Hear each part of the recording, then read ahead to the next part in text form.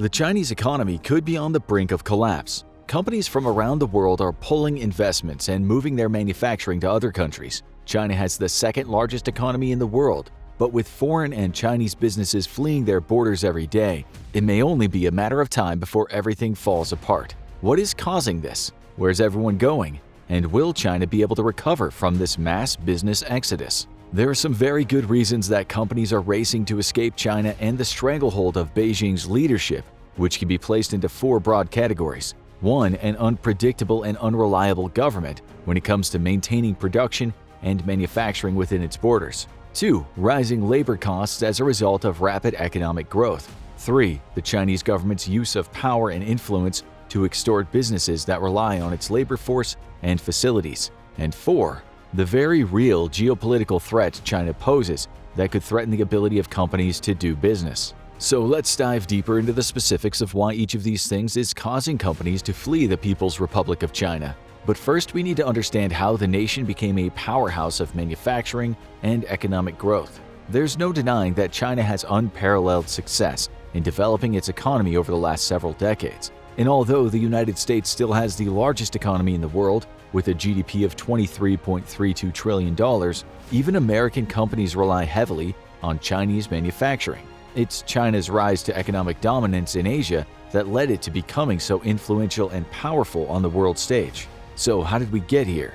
In 1949, the People's Republic of China, under the leadership of Mao Zedong and the Chinese Communist Party, was established. Soon after, the regime implemented the Great Leap Forward, which is viewed by many historians as one of the greatest human disasters of the 20th century. The thought behind the Great Leap Forward was that China could rapidly become industrialized, and China's peasant economy would become a workforce of modern, skilled laborers that could manufacture Chinese goods. The plan took a heavy toll on the Chinese population, though, and it's estimated between 10 and 40 million people died between 1959 and 1961 as a result of Mao Zedong's policies and a famine that swept through the nation. Then in 1976, after Mao died and Deng Xiaoping gained control of the country, a new series of reforms were implemented to jumpstart the Chinese economy. Rather than adhere to the strict rules of Mao's brand of communism, farmers and peasants were granted the right to farm their own land, which led to fewer food shortages and a healthier population. In 1979, Beijing decided to open up China to foreign investors. The United States and China re-established diplomatic ties that had been cut off when the Chinese Communist Party first took over and Mao isolated China from the rest of the world. Businesses in the US and around the world realized that the massive and cheap labor in China was a game changer, and money began to pour into the country. Now companies could manufacture their products for a fraction of the cost and make huge profits. It was at this point that the Chinese economy began to grow at a tremendous rate. 2 decades passed, and China continued to skyrocket. Then in 2001, China joined the World Trade Organization, and an explosion of new investments, businesses, and money flowed into the country. When the nation joined the WTO, it removed many barriers such as tariffs that had been holding back the spread of Chinese exports. This allowed Chinese goods to reach far and wide. The words "Made in China" were printed on consumer goods in practically every household. Just to put China's incredible economic growth into perspective, in 1978, Chinese exports stood at about $10 billion. This was less than 1% of total worldwide trade at the time. By 1985, China exported $25 billion worth of goods, and a little after 2 decades later, when China joined the WTO, China exported $4.3 trillion worth of products around the world. The Chinese GDP averaged a 9% growth almost every year during this time. This meant that the lives of hundreds of millions of Chinese citizens improved, and it has been reported by the World Bank that around 850 million people were lifted out of poverty during this time. It's even been predicted that China may be able to completely eliminate absolute poverty within the decade, which means every Chinese family should theoretically be able to have enough money to purchase basic necessities like food, shelter, safe drinking water, and education. However, in recent years, China's economic growth has actually slowed. There are several reasons for this, including efforts by the Chinese government to rebalance the economy and reduce debt levels. However, at least some of it stems from the tariffs enacted by the United States in 2018 as punishment against Beijing and Chinese companies for stealing U.S. intellectual property. In response, China implemented its own tariffs on U.S. goods. This has continued to the present day, resulting in around $335 billion in trade, or about 66.4% of China's exports to the US being subject to tariffs. The problem with entering a trade war with the United States is that it has the largest economy in the world. China's economy is formidable, but the country doesn't consume nearly as much as the US does. As Chinese goods became pricier due to tariffs, companies and consumers stopped buying them when there were cheaper options from other parts of the world. Since 2018, there's been an 8.5% reduction in trade from China to the US and a 26.3% decrease in trade from the US to China. Between 2014 and 2015, China surpassed Canada as the United States' #1 trading partner. However, by 2019, both Canada and Mexico were conducting more trade with the US as a result of the trade war. As of May 2023, the United States had carried out $68.7 billion worth of trade with Mexico, $67.6 billion with Canada, and $46.6 billion with China. This accounts for 15.9%, 15.7%, and 10.8% respectively of the total trade done with the US. China's been trying to shift away from being a predominantly manufacturing economy and move toward foreign investments and consumption-led growth. However, due to the trade war with the US, the pandemic, and a looming real estate crisis, the Chinese economy appears to be in rough shape, which is one of the reasons its growth has slowed dramatically. What all this means is that as more and more companies jump ship and look to manufacture their goods elsewhere, it could lead to drastic economic consequences for the People's Republic of China. So, let's now examine the specific reasons why China is seeing a mass exodus of foreign and local businesses from its borders, so we can then see the true impact this is having on the Chinese economy and people. Then we'll investigate where companies are moving their business and why, and you'll probably be surprised by which countries are gaining from China's loss. First, the reliability and unpredictability. In the past, foreign companies doing business in China were allowed to operate in the country under favorable laws that gave them access to the large, low-pay workforce and manufacturing facilities of the country with little interference from the government. This is no longer the case, and the decisions that are being made in Beijing are changing the status quo and making foreign investors very nervous. This is one of the reasons that many companies are leaving China for countries with governments that can be relied upon. China's handling of the COVID epidemic left a lot to be desired. The government enacted harsh lockdowns and had a zero-tolerance policy when an outbreak occurred. To be fair, the pandemic was a scary time, but rather than listening to what scientists, doctors, and experts at the World Health Organization recommended, China went rogue and kept their population locked inside while putting in place harsh consequences for anyone who was found to be breaking quarantine. This inevitably led to hundreds of thousands of people dying while trapped in their homes. What this meant for businesses operating in China was that their manufacturing centers remained shut down for much longer than other parts of the world. While the US, Europe, and many other countries returned to a new normal, the Chinese population was still in lockdown. This led to massive supply chain issues and delayed delivery of products. If nothing else, the pandemic showed that Beijing could not be trusted to listen to outside experts and that it would handle situations however it seemed fit. This was alarming for many companies who pleaded with the Chinese leadership to allow workers back into their factories. Then there's the government's new message of pushing China to become more self-reliant. For Chinese businesses and workers, this might seem like a smart move that will create more jobs and allow Chinese companies to thrive. However, for corporations who have sunk millions and even billions of dollars into Chinese manufacturing, this shift is cause for concern. There was no warning from the government that the business policies coming out of Beijing were going to swing toward a China-first stance. Obviously, all the talks of self-reliance have every foreign business working in the country nervous, as it is unlikely they will be able to compete with Chinese products that mimic their own and are less expensive. An example of just how unpredictable Beijing can be occurred this year when the government banned the use of memory chips made by US company Micron Technology, the largest memory chip manufacturer in the country. The Chinese government cited unspecified security flaws as the reason Chinese businesses and manufacturers could no longer use the chips. The problem for many companies who operate in China is that if one day Beijing is banning US memory chips, who's to say that tomorrow other products made outside of China won't be banned? This could lead to massive markups in components, as everything would need to be sourced from companies in China. Plus, this also runs the risk of products being made in China having quality problems and security flaws all their own.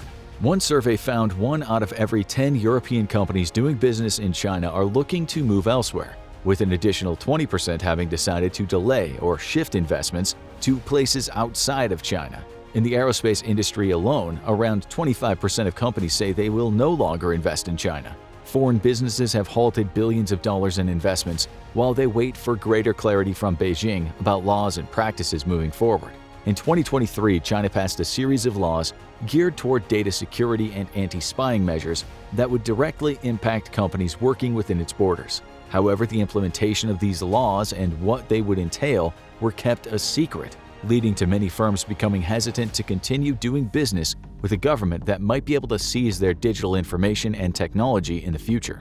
Beijing has declared that the economy, food, energy, and politics all fall under the category of national security, which means that at any point in time, Chinese leadership could interfere with these sectors. This basically means that any company that falls under one of these classifications, which is pretty much all of them, could run into problems with the Chinese government. The unpredictability of Beijing is making doing business in China riskier, which is causing many companies to reconsider their investments in the nation and move their operations to other parts of the world. Then, there's the huge rise in labor costs. Doing business in China made sense for companies when they had access to cheap labor, few regulations, and a large pool of talent to pull from. However, as China has developed to the second largest economy in the world, a major shift to workforce accessibility has occurred. When China first joined the World Trade Organization, the average worker's wage was approximately 9,333 yuan a year, or 1,127 US dollars. This was about 30 times lower than the average US worker, who was making around $30,846, and these extremely low wages were incredibly enticing to businesses that were looking for ways to cut costs. It was clear that most companies who began offshoring to China cared very little about the egregious human rights abuses and child labor that was being used to manufacture their products if it meant an increase in profits. However, as more and more companies began outsourcing to China, the demand for skilled laborers went up. This, along with an influx of foreign cash into the country, led to higher wages. By 2011, Chinese workers were being paid an annual wage of around 41,799 yuan, or $6,120. In just over a decade, the average pay became 5 times higher than it had previously been. During that same time frame, the average American worker was making around $40,000, which was still much more than their Chinese counterparts, but the gap was narrowing, going from an American worker being paid 30 times as much to being paid 6.5 times as much. In 2021, Beijing's National Bureau of Statistics reported the average worker earned 105,000 yuan a year, the equivalent of $16,153. In the US, American workers are making $58,120 a year. This is only around 3.5 times as high as Chinese laborers, meaning the pay gap is continuing to shrink for now. To be fair, everything that Beijing says about the data they release should be taken with a grain of salt, especially when it comes to the economy. The Chinese government is not known for reporting the most reliable data, and instead, it often puts out numbers that are skewed to make the country and government look strong. However, even independent consulting firms have concluded that the wage gap continued to shrink between Chinese and US workers in 2022 and will also likely close further in 2023. Some reports have extrapolated that wages in Asia will outpace inflation, while wages in Europe and the US will fall behind in the coming years. In fact, it's predicted that Chinese earnings could increase by as much as 3.8% in 2023 alone. And while Chinese paychecks are going up, European workers might see a 1.5% decline in their real wages, while US workers will experience a 0.5% decline. These increased wages are a direct result of the Chinese economy thriving as a result of foreign companies operating within their borders and the ability of China to manufacture and ship goods across the world. Over the last 20 years, both the income and GDP per capita in China have increased tenfold. This has improved the quality of life for many and allowed a middle class to emerge. As these things happen, many young and educated Chinese citizens are no longer willing to work in the back-breaking conditions in factories that manufacture products for foreign companies. Finding low-wage workers is becoming harder and harder, which means that profits are starting to shrink. As this happens, businesses are looking for new countries to relocate to where they could exploit a poor population and hire them as cheap labor. We'll dive deeper into this topic later on when we uncover where companies are moving their operations to. But suffice it to say that rising labor costs in China are now one of the driving factors behind businesses leaving the country. Another huge problem? Extortion. Piggybacking off of unpredictability and reliability of the Chinese government comes the shady practices that Beijing engages in to get what it wants. Now that China holds the keys to the facilities and skilled labor needed to pump out large quantities of products such as complex electronics, some companies are stuck doing business in China. But this may not be the case for much longer. Recently, businesses operating in China have been forced to share their technology and trade secrets with their Chinese partners. This is done to streamline production, but it also means that Beijing has access to these things as well. Since the Chinese government has its hands in pretty much everything that happens within its borders, any company operating in China is forced to share information with the government. This wasn't such a big deal when China was still developing and wasn't a major global power. However, those days are gone, and Beijing is now doing everything it can to spread its influence across the planet. Now that operating in China has become risky and not as cost-efficient, many companies will no longer submit to the bullying and extortion tactics done by the Chinese government. President Xi Jinping and his associates constantly remind foreign businesses that China is still the only nation in the world that can manufacture certain goods affordably and quickly due to decades of investment in manufacturing facilities and workforce training. Therefore, Beijing is not afraid to take advantage of companies within its borders, as they have nowhere else to go at the moment. However, this won't be true forever. Other nations are expanding their manufacturing capabilities, and their governments are much less divisive when it comes to working with Western businesses. The United States and Europe have condemned Beijing for taking advantage of their unique position by saying it's breaking its free trade commitments. However, this hasn't stopped the Chinese government from extorting businesses that rely on the manufacturing capabilities of their nation. 66% of Western companies believe it's become more difficult to do business in China than ever before. This is directly correlated to the stranglehold that Beijing has on everything going on within its borders. Even with a growing consumer market in China, foreign businesses are being deterred from remaining in the country due to strict government oversight. This is why many companies are looking for other locations to produce their products where governments will not extort them for money and information.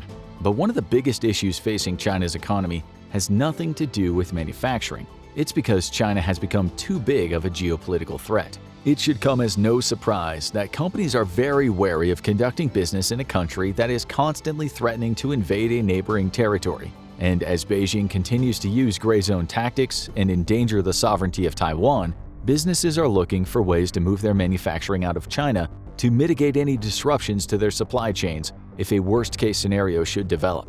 Between conducting military exercises right off the coast of Taiwan and building artificial islands with military bases atop them in the South China Sea, Beijing has made it clear that it has no problem broadcasting its intentions. This has led to sanctions and geopolitical tensions. Disputes between major economic powers are never a good thing for business. This is why some companies are opting to move out of China to nations with less volatile tendencies. China also has regularly disregarded the ruling of international courts and made it very clear they will only follow the rules if they make them. All of these things are red flags for businesses that want to continue smooth operations for decades to come. It seems as if at any given moment, Beijing could throw the region into chaos, which would result in disruptions to manufacturing and distribution. And Beijing is not above using its economic might to punish entire governments for questioning its authority, which inevitably causes collateral damage to the businesses operating within its borders. An example of this occurred when the Chinese government stopped the importation of Australian wine when Canberra began to question the origins of the COVID outbreak.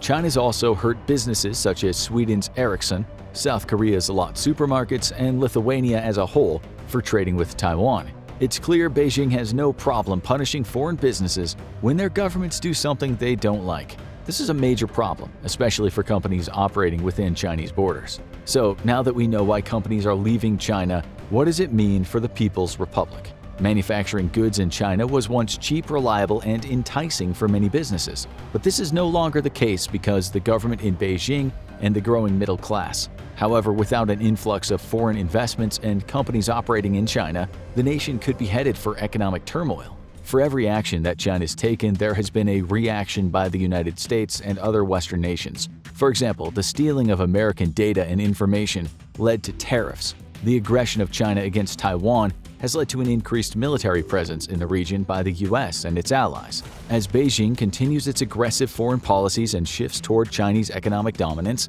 businesses are going to leave its borders to seek a more stable and reliable nation to operate in.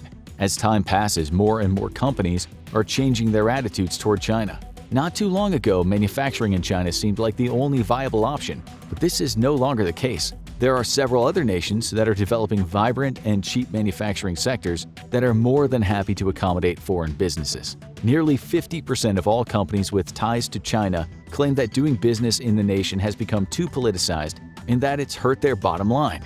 Profit is what drives the decisions of most companies, so the harder it is to conduct business in China and the more expensive manufacturing becomes, the more businesses will leave for greener pastures. The major concern for most corporations isn't necessarily the ability of China to manufacture their goods, but problems with the supply chain. When China implemented its zero-COVID policy, there were huge disruptions to the global supply chain.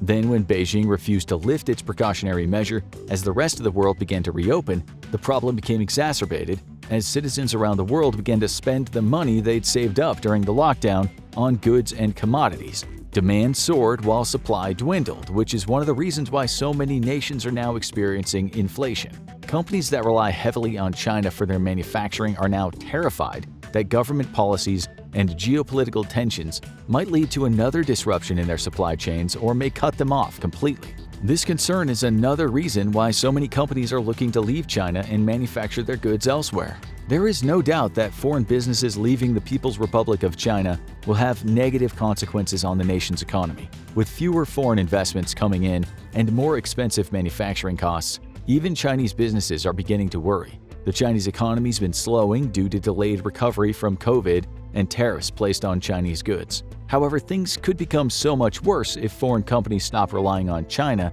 as their main manufacturing hub. Although China is trying to become more self-reliant, it isn't quite there yet. The Chinese economy still needs foreign investors and companies to operate within its borders to allow its economy to grow. If this does not happen, Beijing could find itself looking down the barrel of an economic recession and mass exodus of businesses to other parts of the world.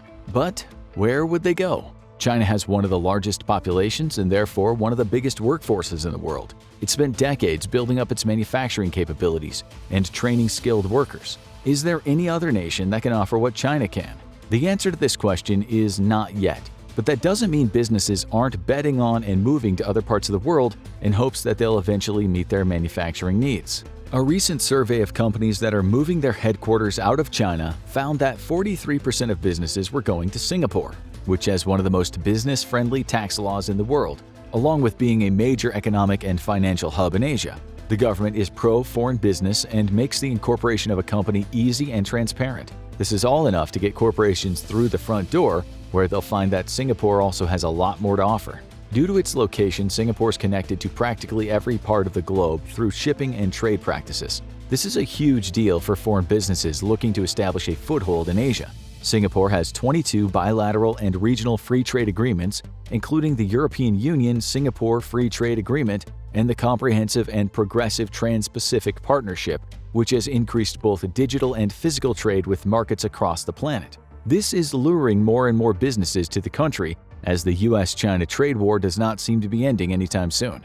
Then there's the human capital and talent in Singapore. The government has invested around $19 billion under the Research, Innovation and Enterprise 2020 plan to create a tech-literate workforce. Singapore's also ramped up the funding for citizens to study manufacturing and engineering as well, which is a huge draw for companies looking to remain in Asia but avoid China. It's the pro-business policies, open trade, and skilled workforce that are drawing so many companies to Singapore. Next is Vietnam, which has seen a huge influx of Western companies operating within its borders as the nation can provide cheap, skilled labor. The manufacturing sector in the country is growing rapidly. There's also an established tech industry, and cities like Ho Chi Minh City and Hanoi have large amounts of talent. Also, the fact that the Vietnam government has close ties with the US means that there are incentives for US companies to move part of their production there. It also implies that the Vietnam government likely won't spontaneously enact radical new policies that could disrupt the production or distribution of goods the same way that Beijing has in the past.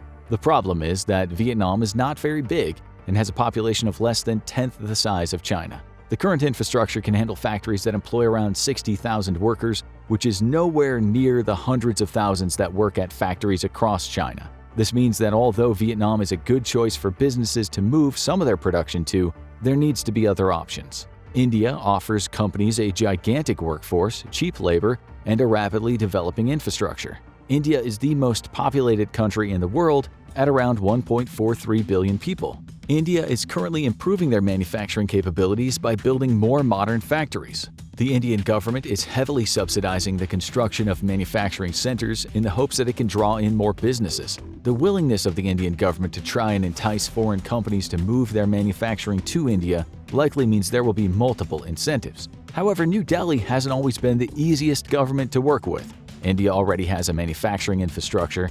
It just needs to improve it to match the capacity and abilities of China. Between India's large young population full of potential workers and its ability to build massive amounts of facilities, many countries are looking to the country to become their new manufacturing hub. Mexico has become a viable option for many companies to do business with, especially in the United States. For American companies, Mexico greatly reduces the risk of supply chain issues, as it is much closer to the consumer base and parent companies than China is. The World Trade Bridge, or Puente Internacional Comercio Mundial, that connects Laredo, Texas to Nuevo León, allows goods to cross between Mexico and the United States seamlessly. The bridge is special because it has 8 lanes, all of which are dedicated to commercial use. Around 6,000 trucks use the World Trade Bridge to enter the U.S. every single day. The bridge and connecting infrastructure allows for easy transportation and delivery of goods, which can then be sold, used in manufacturing facilities, or shipped to the rest of the world.